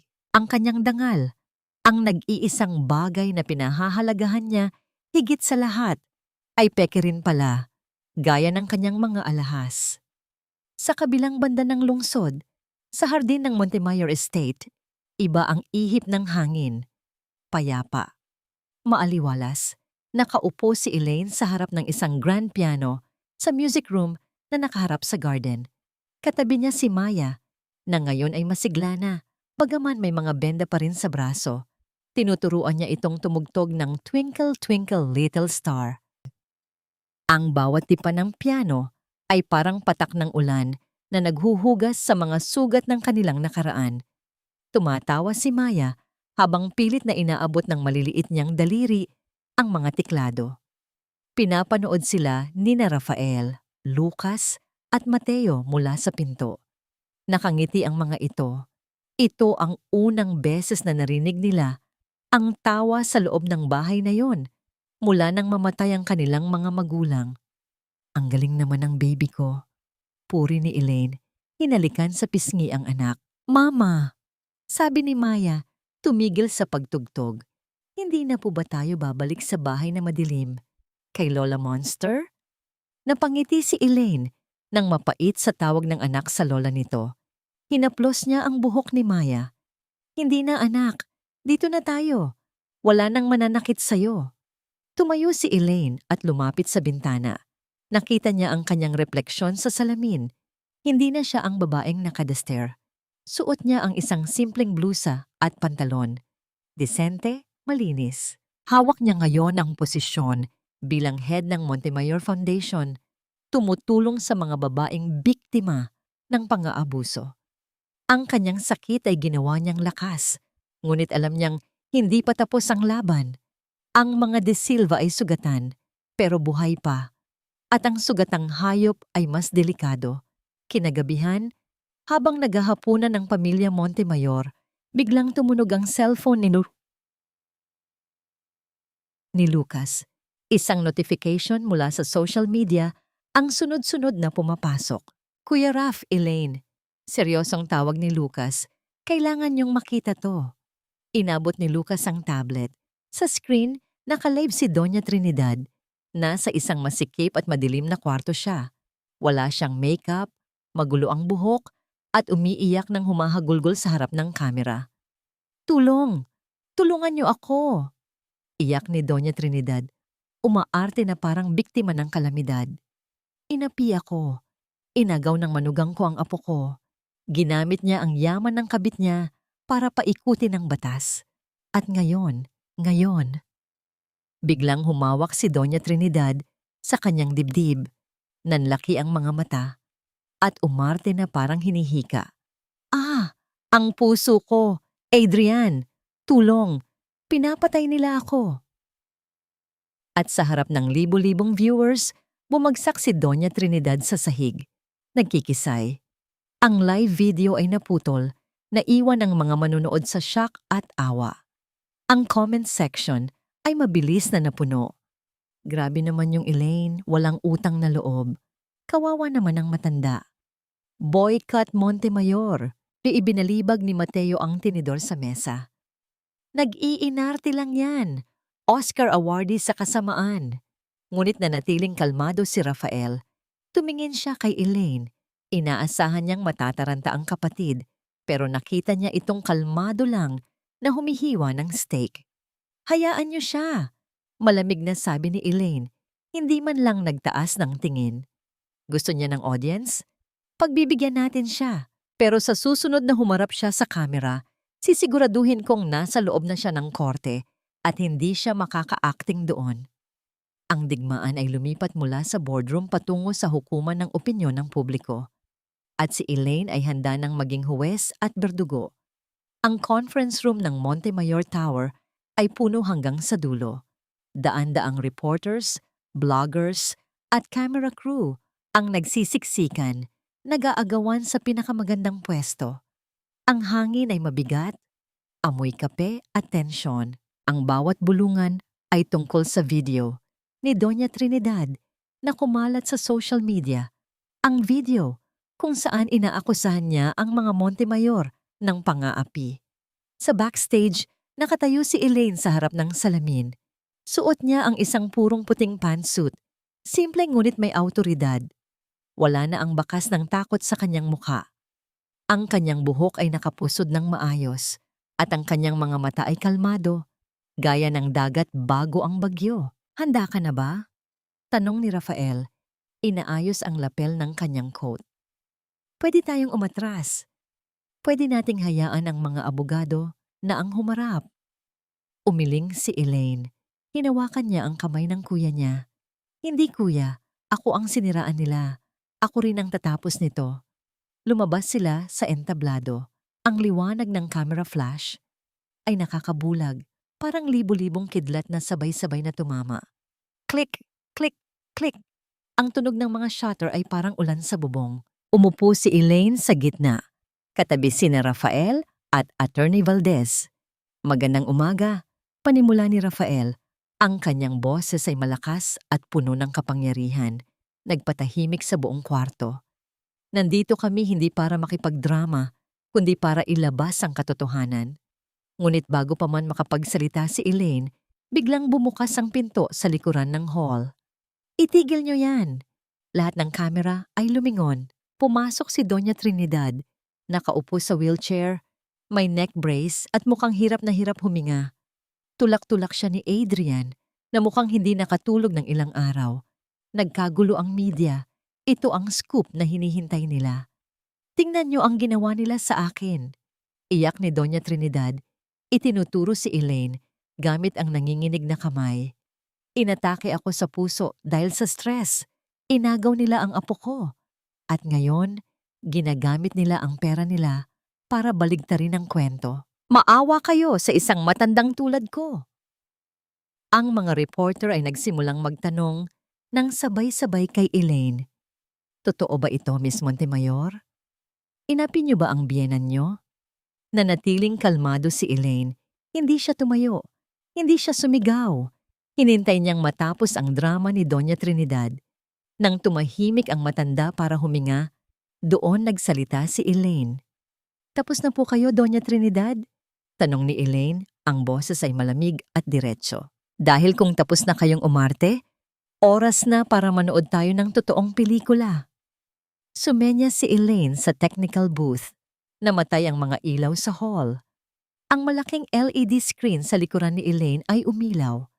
Ang unang video ay kuha ng CCTV sa sala ng mansyon ng mga De Silva. May pet sa noong nakaraang buwan. Malinaw sa video, si Elaine na nakaluhod, nagpupunas ng sahig. Lumapit si Doña Trinidad at sinipa ang timba ng tubig, dahilan para mabasa si Elaine. Pagkatapos, hinampas niya si Elaine ng dyaryo sa ulo habang tumatawa. Napasinghap ang mga reporter. Sunod na video. Ang kusina.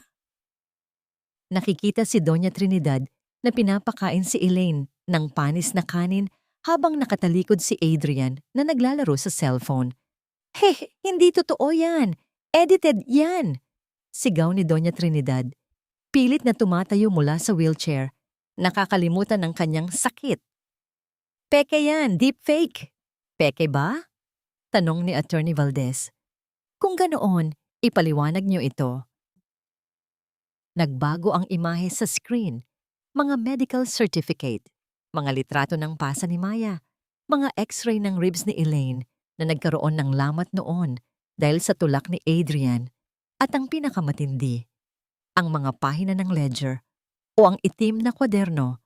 Nakaproject sa screen ang mga transaksyon kung saan nililipat ni Doña Trinidad ang pera ng kumpanya papunta sa kanyang personal account at ginagamit ang pangalan ni Elaine bilang dummy owner ng mga bogus na negosyo. Syndicated estafa, paliwanag ni Attorney Valdez.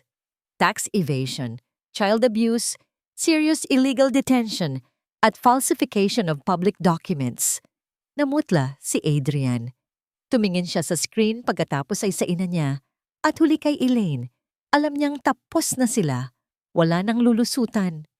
At kung hindi pa sapat ang mga papel, dagdag ni Elaine, tumatayo at humaharap sa audience. "May mga bisita ako." Mula sa gilid ng stage, lumabas ang 5 babae, mga dating kasambahay ng mga De Silva na pinalayas ng walang sweldo. "Totoo po lahat," sabi ng isa sa kanila. Umiiyak. "Nakita po namin kung paano saktan ni Doña Trinidad si Ma'am Elaine. Pati po si Sir Adrian, nanonood lang.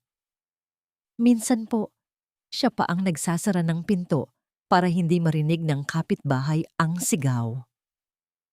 Ang bulungan sa hall ay naging ingay ng galit. Ang mga reporter na kanina'y naawa kay Doña Trinidad ay ngayon ay nandidiri na sa kanya. Ang mga kamera ay nakatutok na sa mukha ng matanda. Kinukunan ang bawat butil ng pawis sa kanyang noo.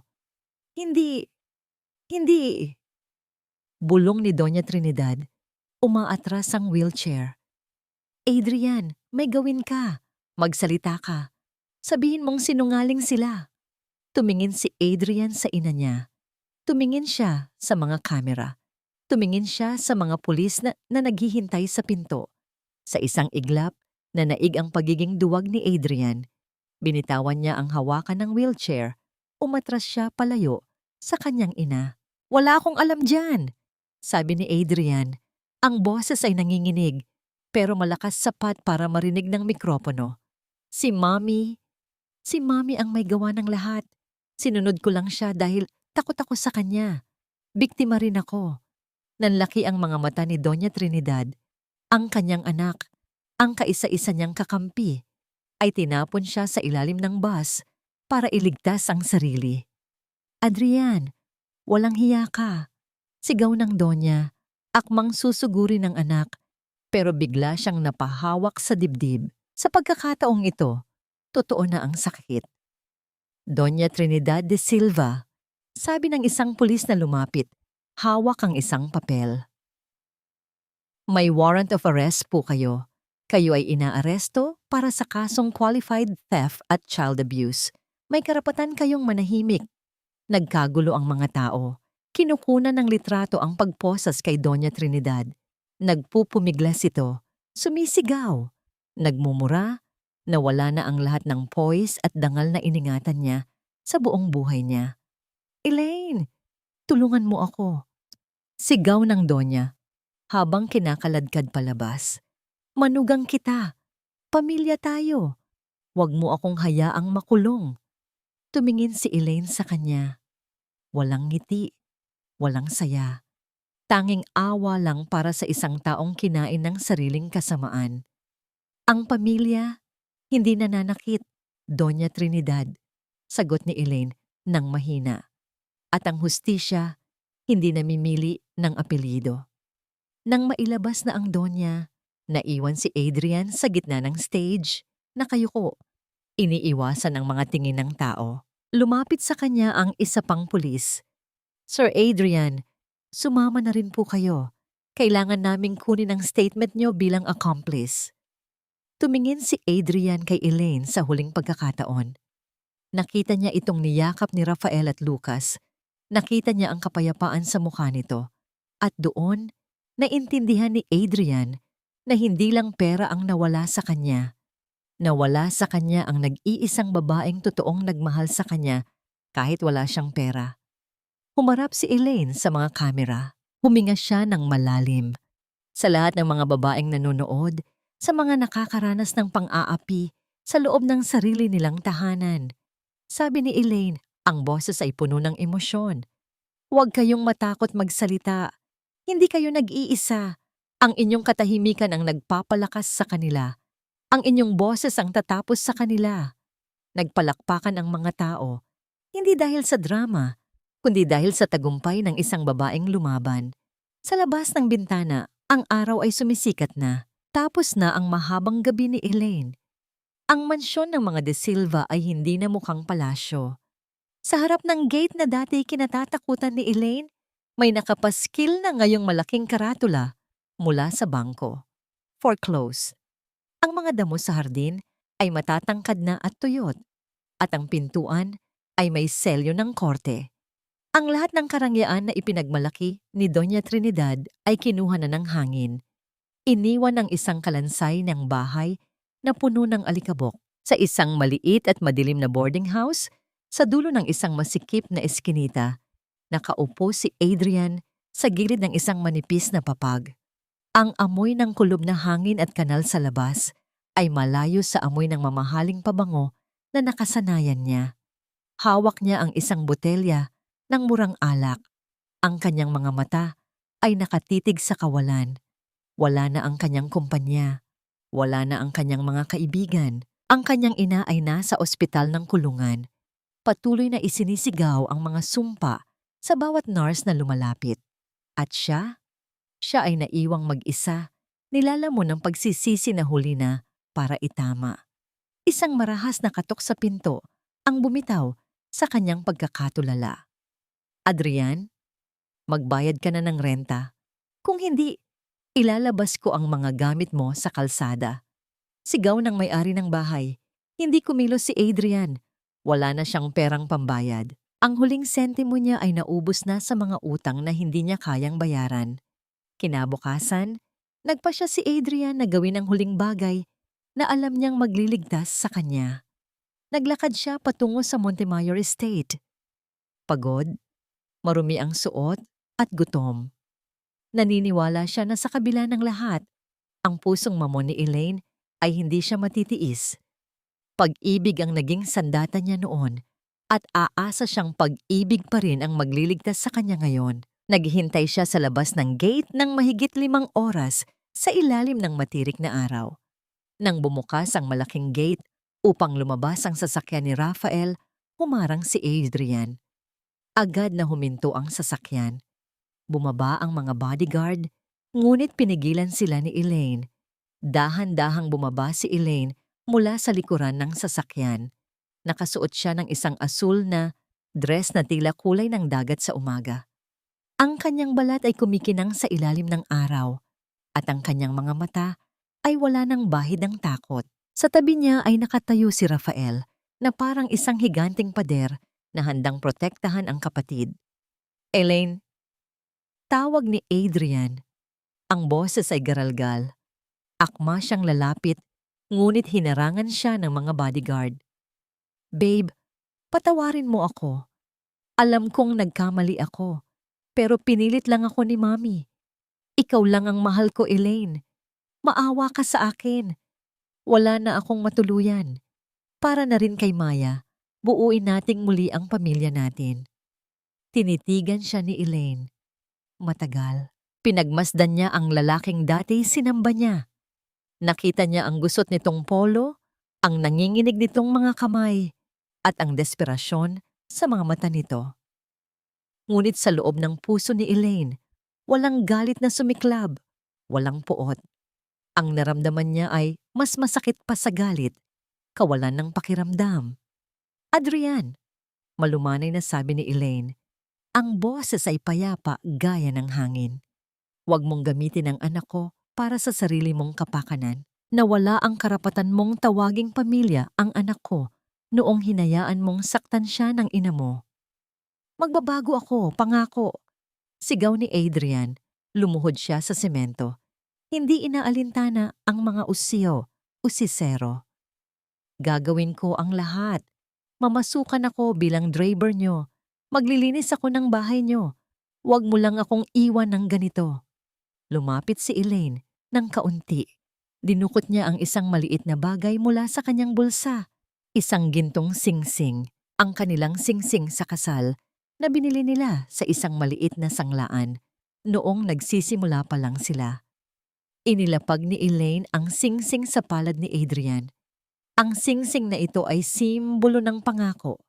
Sabi ni Elaine, pinako mo ang bawat salitang binitawan mo. Ang Elaine na mahal mo ay matagal nang namatay sa loob ng bodega nyo. Ang Elaine na nasa harap mo ngayon ay hindi na asawa mo. Siya ay isang Montemayor na natutong mahalin ang sarili niya. Isinara ni Elaine ang palad ni Adrian sa singsing. Iwanan mo na ang mga abo ng kahapon, Adrian. Doon ka nababagay. Ang hustisya ay natapos na sa korte. Ang sa atin, natapos na noong tumalikod ka sa mall. Tumalikod si Elaine at dahan-dahang sumakay muli sa sasakyan. Elaine! Elaine! Huwag! Patawarin mo ako! Sigaw ni Adrian, pilit na humahabol sa umaandar na sasakyan hanggang sa madapa siya sa kalsada. Ang kanyang mga palad ay nagasgas sa magaspang na semento at ang singsing ay tumalbog at nahulog sa imbornal. Pinanood ni Elaine si Adrian mula sa side mirror hanggang sa maging maliit na tuldok na lamang ito sa kalayuan. Walang luhang pumatak sa kanyang mga mata. Sa halip, huminga siya ng malalim.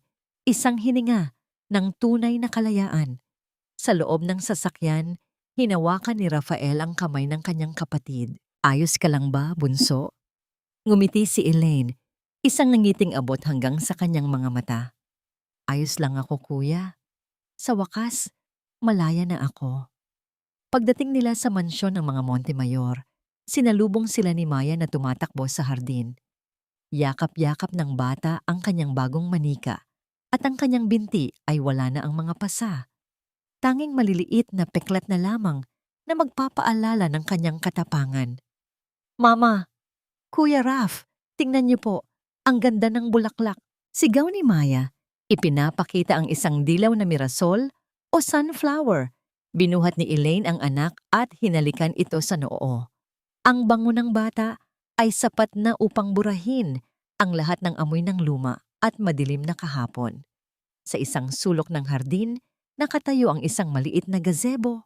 Doon, nakahanda ang merienda na niluto ni Manang Rosa na ngayon ay kinuha na ni Elaine bilang head housekeeper ng mga Montemayor upang bigyan ng maayos na buhay at proteksyon. Salamat, Manang, sabi ni Elaine habang inaabot ang tsa.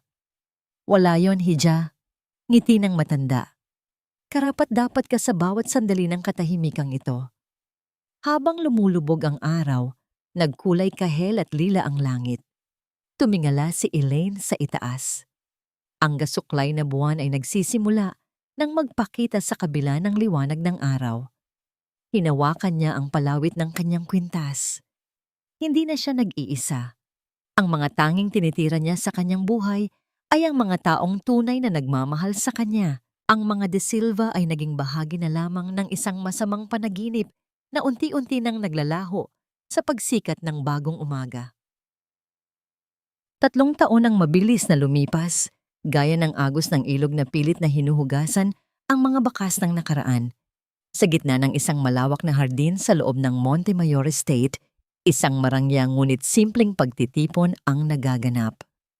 Ang paligid ay puno ng mga puting bulaklak at mga bata na masayang nagtatakbuhan. Ito ang pagdiriwang ng 3 anibersaryo ng Elena Montemayor Foundation, isang organisasyong itinatag ni Elaine upang magbigay ng legal na tulong at kanlungan para sa mga kababaihang biktima ng karahasan sa tahanan. Nakatayo si Elaine sa may beranda, pinapanood ang mga panauhin. Hindi na siya ang babaeng may takot sa mga mata at may mga pasa sa braso. Nakasuot siya ng isang eleganteng cream-colored na gown. Ang kanyang buhok ay maayos na nakapusod at ang kanyang tindig ay puno ng tiwala sa sarili. Ang bawat ngiti niya ngayon ay totoo, hindi na pilit at abot hanggang sa kanyang mga mata na dati laging basa ng luha. "Mama, tingnan niyo po ang drawing ko." Tumakbo patungo sa kanya si Maya. 8 taong gulang na ang bata, matangkad, at may malusog na kulay ng balat. Ipinakita niya ang isang drawing ng 4 na malalaking tao at isang maliit na bata na magkakahawak kamay sa ilalim ng isang malaking puno. "Ang ganda naman nito, anak," sabi ni Elaine. Hinaplos ang buhok ni Maya. "Sino-sino ang mga ito?" "Kayo po ito, Mama.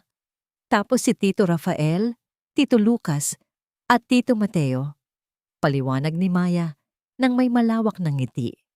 "Sabi po kasi ni Tito Raf, tayo ang magkakampi forever." Lumapit ang 3 magkakapatid na Montemayor. Si Rafael, na nananatiling haligi ng katatagan. Si Lucas, na nahanap ang kanyang lambot sa pagiging tito.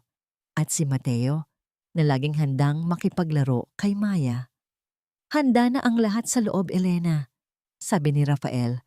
Ang boses ay puno ng pagmamalaki. "Ang lahat ay naghihintay sa iyong talumpati." "Salamat, kuya," sagot ni Elaine. "Salamat sa lahat." Bago pumasok sa loob, sandaling tumingin si Elaine sa malayo. Tila tinatanaw ang mundong iniwan niya. Sa loob ng nakalipas na 3 taon, ang katarungan ay dahan-dahang naisakatuparan.